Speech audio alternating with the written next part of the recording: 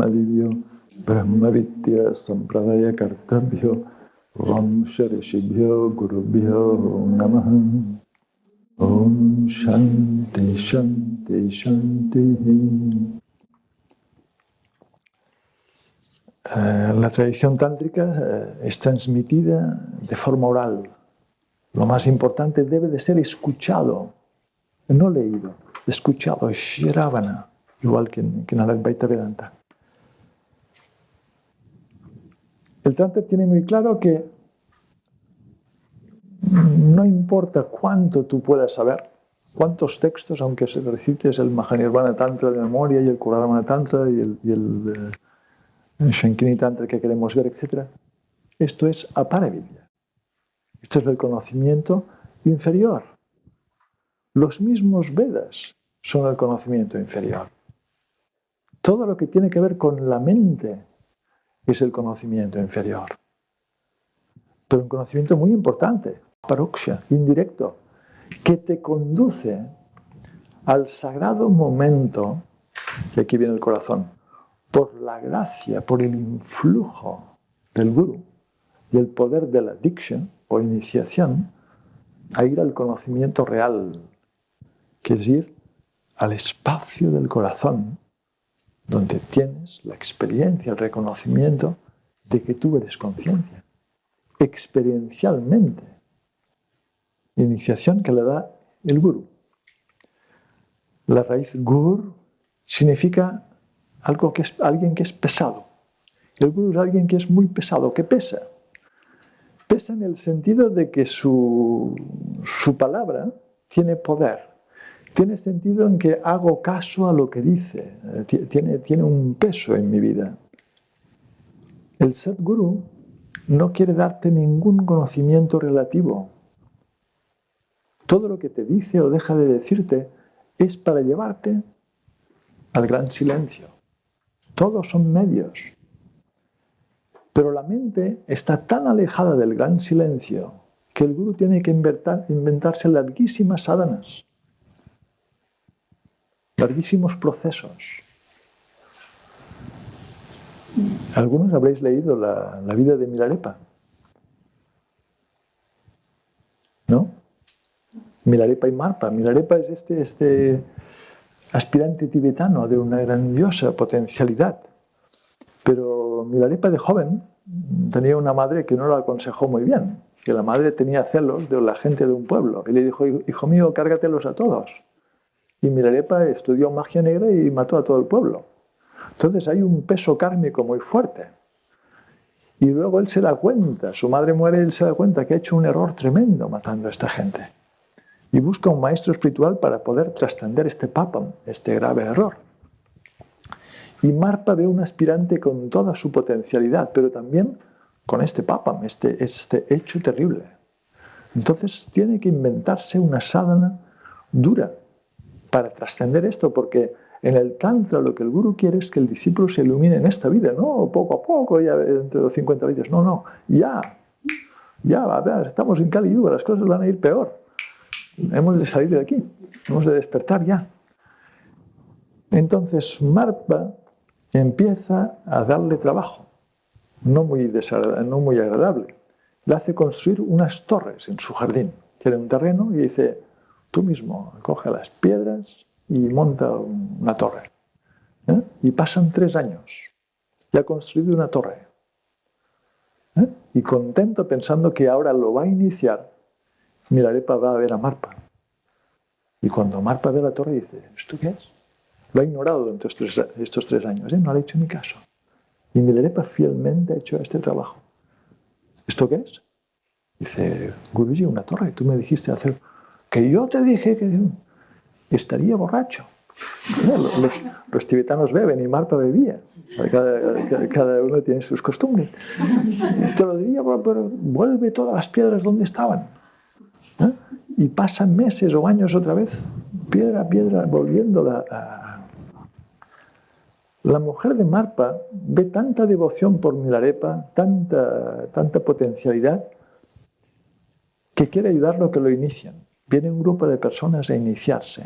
Y la mujer de Marpa Milarepa lo ha ofrecido todo, seguro, ya no tiene nada. Y cuando quieres iniciación, es simbólico dar una dakshina. Uno debe de dar algo para recibir algo. Pero Milarepa no tiene nada. Entonces la mujer dice, mira, yo cuando me casé con Marpa, mi familia me dio estos anillos. Te los doy y tú se los ofreces. Entonces Milarepa se presenta y le ofrece estos anillos. Y Marpa dice, ¿y estos anillos de quién son? ¿Quién te los dio? Dice, tu mujer. Y Marpa se enfada, dice, bandido, esto es mi propio dinero, mi mujer, lo de mujer es mío y lo mío es de mi mujer. ¿Cómo te atreves? Lo tira por la ventana. Lo tira por la ventana, cae desesperado, pero no pierde la confianza. Y Marpa, el gurú, a veces llora cuando está solo, pensando en su discípulo. El amor que siente por él.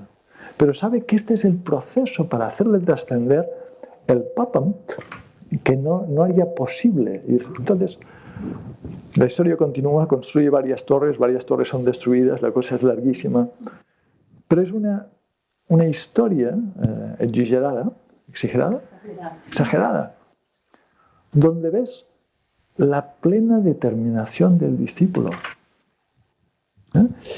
Y el conocimiento claro del discípulo que el Guru Tattva, que el principio del Guru no es Marpa ni su personalidad extraña, sino la que funciona a través de Marpa.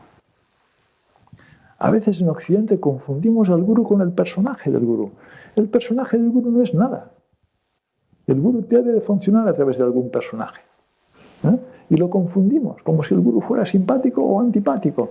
Este no es el Guru. El Guru es un principio que a través de aquella personalidad te hará trabajar, te hará moverte. Pero si empezamos a enjuiciar el Guru en relación a la personalidad, nos apartamos, perdemos completamente el proceso.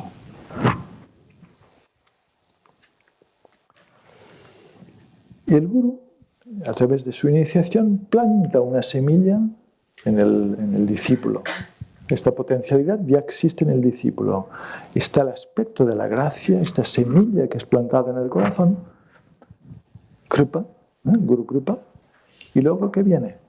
El discípulo debe de ser capaz de seguir la instrucción, de seguir la práctica durante largo tiempo. Abhyasa, como en Patanjali. El Guru debe de darnos sadhanas externas, porque nuestra mente está exteriorizada y nos hace cantar texto, nos hace hacer seva, servicio, nos hace, ahora haz esto, haz lo otro.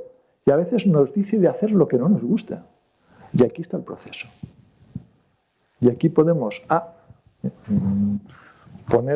ponernos fuertes con nuestro ego, esto yo no lo quiero hacer, o esto ya lo he superado, o esto, cualquier excusa, o callar y hacer. En este callar y hacer está el fluir de la Shakti, está el secreto del camino del Tantra. Eso es todo. ¿Qué hizo Baba con Bhagavan Nityananda? Callar y hacer. Swami Muktananda estuvo 40 años. Era un gran Hatha Yogi, decía que tenía total dominio de las 64 asanas. Conocía el Advaita Vedanta, el Shivaísmo de Cachemira, Shaiva Siddhanta, astrología, Jyotisha, alquimia, sabía bastante Ayurveda, etcétera, etcétera. Pero, Paroksha Jnana, conocimiento indirecto, no se sentía pleno. Hasta que fue a Bhagavan Nityananda, el que sería su maestro. Y Bhagavan Nityananda durante 2 años casi no le habla. Cuando le mira o le llama, se ríe de él. Él, que era ya un personaje espiritual, alguien que había logrado muchas cosas. Y Nityananda lo ve. Y incisivamente, durante día tras día tras día, en este proceso, él confía. Hasta que finalmente el momento de la iniciación, donde hay esta entrega y recibe plenamente esta Shakti. Que sigue esta iniciación, la instrucción de vete a meditar a Sukhi. Y durante 8 años está alejado de su guru siguiendo la instrucción.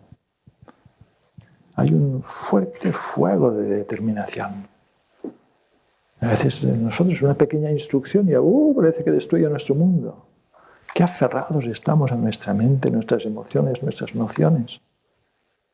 Y hablamos de Tantra como si nosotros del Tantra. No. El Tantra es un camino experiencial que te destruye, cuidado, que te destruye. El proceso es destruir el personaje, rehacerlo. Y para rehacerlo, a veces el gurú debe de tocar aquello que más apego uno tiene. Para que el discípulo renazca en la conciencia, renazca más allá de sus apegos, de sus limitaciones. Esta es la preciosidad del proceso, la profundidad del proceso. Donde Shraddha es la confianza, la profunda confianza en el maestro, en la tradición, en la divinidad y en el proceso, es absolutamente básico. Si no confío, si considero que yo sé más que la instrucción que recibo, he bloqueado el proceso. Ya no hay proceso. Shiva Samhita, hablando de Guru Kripa o de Guru Prasad, de la gracia del Guru, solo el conocimiento impartido por la boca del Guru produce la liberación. El conocimiento indirecto no da fruto, es débil y nos puede causar incluso aflicción. El que hace el esfuerzo de satisfacer a su Guru con dedicación, con disciplina, con servicio, recibe el conocimiento secreto y en el momento apropiado este conocimiento dará fruto, lo llevará a este estado. Continúa el Shiva Samhita. El Guru sin duda es un padre, el Guru es una madre, el Guru es una deidad. Uno debe de estar cerca de él, ofreciendo sus acciones, sus pensamientos y su habla. Por la gracia del Gurú, uno obtiene todo lo que es auspicioso. Entonces, sigue la instrucción del Gurú. Allí está todo el beneficio. La iniciación, en algunos casos, en algunos linajes, puede ser algo muy complejo. El Gurú puede citar al discípulo, puede consultar el Panchangam, ¿no? el calendario astrológico. En India lo tienen siempre a mano. Y verán qué día es un día auspicioso, qué hora es la hora auspiciosa, y te dirán, pues a las 4 de la mañana, ven duchado, con ropa limpia, con tu ofrenda, y este será el momento de la iniciación, ¿no? Igual te hacen repetir unos ciertos mantras, hay unos rituales de purificación. Una iniciación o diksha puede ser muy complejo. Pero en otros casos, la diksha puede darse de forma natural. En el caso de Swami Muktananda, la diksha ocurría por sí misma. Tú estabas cerca de él y notabas una transformación, un cambio, unos flashes de reconocimiento de tu divinidad. Cuando yo conocí a mi Guru, en el año 76, él no estaba en el ashram. Y digo que conocí a mi Guru, porque estaba toda su presencia, se apareció en meditación, me dijo que era mi Guru, hubo un despertar y un Shaktipat poderoso. Y se creó esta íntima relación. Él siempre más ha estado aquí guiando, observando. E incluso cuando estaba con él, muchas personas recibían la iniciación de forma natural, por una mirada, por un gesto, y había una Shakti que se movía y empezaba un proceso de transformación. Entonces hay Diksha, a veces pensamos iniciación como si requiriera de mucha parafernalia externa, a veces no. Hay muchos maestros que esta Diksha se da de forma natural y espontánea, y ¿quién sabe qué ha ocurrido? El maestro y el discípulo. Una sala de 40 personas y alguien, ¡pa!, tiene este despertar. Este lazo se ha creado, los dos lo saben. El resto continúan en la charla o la meditación como si no pasara nada. Una frase de Swami Muktananda, de cuando reconoce a Nityananda, ¿no? Cuando se entrega plenamente a Nityananda y recibe el estado, entra en el estado de libertad. Solo cuando me perdí a mí mismo, perderse a uno mismo, en el éxtasis de Nityananda, de su gurú, me di cuenta de quién él era. Él es el néctar del amor que surge cuando todo, lo sensible e insensible, se hace uno. Él es la belleza del mundo. Él penetra todas las formas, lo consciente, lo inerte. Él es el sol luminoso, la luna, las estrellas del cielo. Él está en el fluir del viento. Su conciencia brilla en los hombres, en las mujeres. Todo es Nityananda. Todo es Nityananda. Nada existe aparte de Nityananda. Él es la dicha del absoluto. Él es la dicha del ser. Él es la dicha de la libertad. Él es la dicha del amor. Solo veo amor.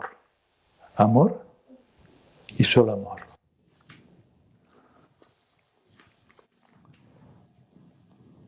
Entonces es en la medida que soy capaz de apartar las barreras de mi ego que intenta protegerse, que el proceso tántrico entre gurú y discípulo puede tener lugar. El gurú puede llegar donde el discípulo le deja.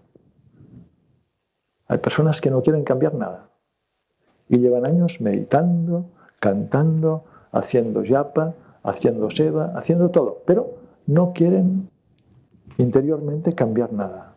Y el gurú no puede hacer nada.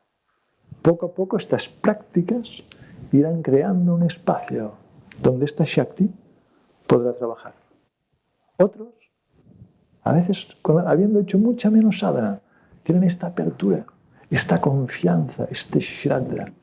Y allí el tattva puede trabajar intensamente y cambiar los conceptos de esta persona, las autolimitaciones, yo esto no puedo, esto no sé. Todas estas canciones quedan destruidas.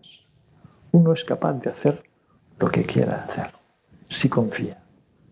Y el gurú te pone en situaciones de hacer cosas que tú o no quieres o piensas no poder hacer, para hacerte trascender tu campo de seguridad. Y es aquí la parte de la relación con el gurú que es un poco incómoda. El gurú tiene esta parte incómoda porque quiere romper estos bloqueos. A la vez tiene esta parte que hace de espejo, que te muestra constantemente o constantemente en la medida posible que tú ya eres conciencia, que tú ya eres conciencia.